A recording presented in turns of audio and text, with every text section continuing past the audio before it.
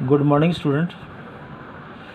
Today I am sending some reaction to balance it.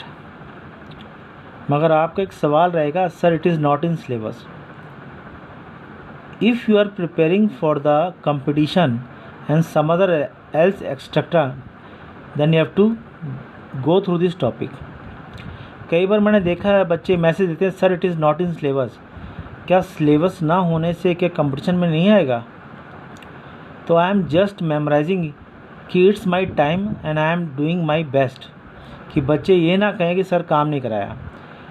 काम simple है कि बेटा बैलेंसिंग तो दुनिया में react, chemistry without reaction is not possible. In P block, in D block, you are on some other chapter, you are having a reaction and you have to learn the balance. I know that you have very well learned in the 11th class, so today I am teaching you a D and F block element. यहाँ पे बेशक मैंने दिखाया preparations और properties of KMnO4 and K2Cr2O7 is neglected, but I still think I have to teach you regarding that so that you can prepare incrementally prepare for the future. क्योंकि हमने तैयार होना है बेटा कंपटीशन के लिए, और I think each and every parents want to become a good person. तो यहाँ पे एग्जांपल एरर रिएक्शन का बेटे कर लोगे, ठीक है. I know that it is not in syllabus, but still I think you can go through it. KMnO4 means potassium permanganate, and potassium dichromate is the best oxidizing agent in the world. It means why it is act as strong oxidizing agent? Because it have tendency to exhibit higher oxidation state.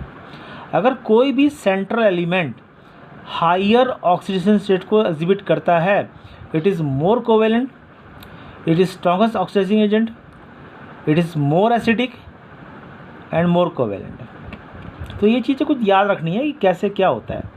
तो मैंने example लिया है कि MnO4 plus I negative H positive. तो यहाँ पे बोलते हैं ना कि sir sometimes we doesn't memorise how the reaction occur. अच्छा, आपसे एक क्वेश्चन पूछता हूँ. आप किसी बच्चे के सामने जाके लड़ गए, वो आपसे स्ट्रांग है और वो आपसे वीक है, तो आपके पास आंसर दो ही होंगे. सर स्ट्रांग है तो मैं पिट के आऊँगा, वीक है तो पीट कर आऊँगा. राइट बेटा? तो before that we are going to the reaction we have to learn that कि स्ट्रांगेस्ट वाला तो हमेशा देगा, यानी कि केमिस्ट्री में क्या है, लेगा. Strongest will gain electron and weakest will lose electron. यहाँ पे I नेगेटिव है, स्टेबल है, यानी ये लूज़ करेगा, और MnO4 100% गेन करेगा. MnO4 की टेंडेंसी हमेशा 2+ होने की है, मगर यहाँ पे क्या है 7 से 2 हो रहा है यहाँ पे, यानी गेन कर रहा है. और I से क्या हो रहा है I2 0, यानी कि वो लूज़ कर रहा है. इसे हमें बैलेंस करना है. यहाँ पे +7 है, यहाँ +2 है, यहाँ 1 की वैल्यू -1 है, 2 की वैल्यू कितनी होगी -2, और यहाँ 2 की वैल्यू कितनी है 0. तो आपने इस 7 और 2 को, यानी +7 और 2 को, -2 और 0 को बैलेंस करना है by adding an electron. Electron have always negative, यानी आपने जस्ट सोचो कि आप ऑक्सीडेशन स्टेट में आप कुछ माइनस कर रहे हो, something you are deducting from the state. अगर 7 में क्या माइनस करो 2 आ जाएगा, तो आप बोलोगे 5, तो मैंने यहाँ कर दिया 5 इलेक्ट्रॉन. 2 में आप 0 कर रहे हो, तो यहाँ पे मैंने कर दिया 2 इलेक्ट्रॉन. बैलेंस हो गया. Because you have entitled to add only electron not a proton. तो आपने ऐड कर दिया, आपका बैलेंस हो गया. आपने नंबर ऑफ एलिमेंट बैलेंस कर दिए, सेम हो गया. अब आपने बैलेंस क्या करने हैं, ऑक्सीजन एंड हाइड्रोजन. बेटा जितनी भी रिएक्शन इस चैप्टर की हैं सब एसिडिक है, और acidic is the simplest thing. H को बैलेंस करने के लिए H+ लगाना है, O के लिए H2O. यहाँ पे O कितने 4, 4H2O करते कितने हो गए 8H, आपने ऐड कर दिया. यहाँ पे 2I नेगेटिव, यहाँ पे H और O है नहीं, ज़रूरत नहीं है. In any reaction the role of electron is negligible. तो इलेक्ट्रॉन को क्या करना आपने, कैंसिल आउट. तो ऊपर 2 से कर दिया, नीचे 5. Cross multiplying the reaction by the electron कर दिया आपने, किया ओवर इलेक्शन कर दिया आपने, ये आ गई. If the reaction is correct then the charge will be balanced. और आप समझ जाओगे। ये मैंने सिखाई आपको MnO4 की।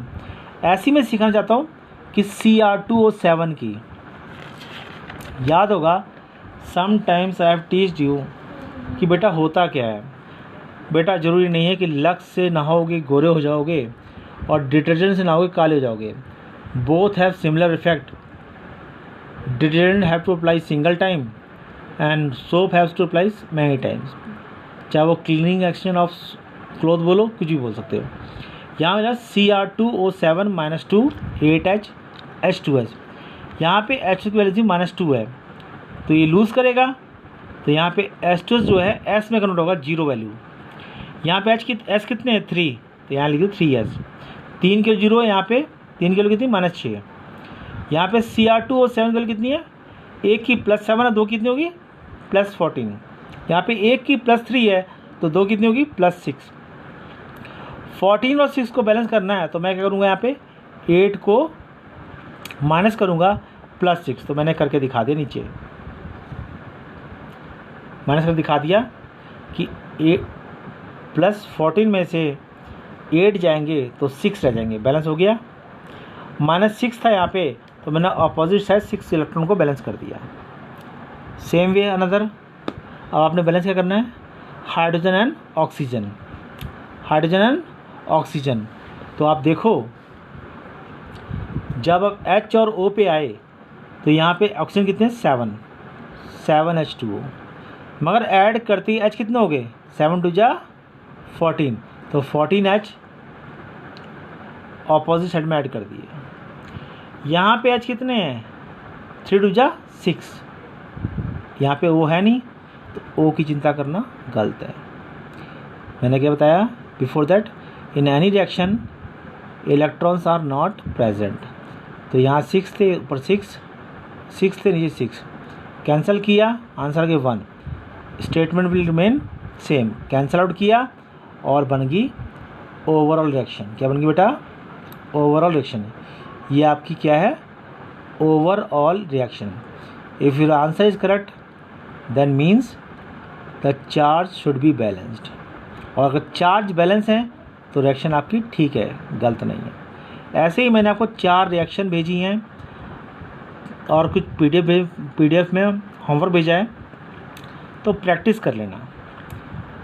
If you are too intelligent do not need to do homework, क्योंकि बोलते हैं कि आज हम समझा रहे हैं, I think we are wrong, but when the time goes out then you will say that the time is right when the sir is saying a good thing, but we do not follow it. So better to cry afterwards, cry before. Practice करने में बुराई नहीं बेटे। If somebody is teaching something, it is good for you. So take care, stay at home and remain safe. I hope you will try your best. आपको syllabus पता मिल जाएगा सितंबर के लिए, और शायद भगवान ने चाहा तो स्कूल भी खुलेंगे और आपकी क्लासेस भी लगेंगे। थैंक यू बेटा।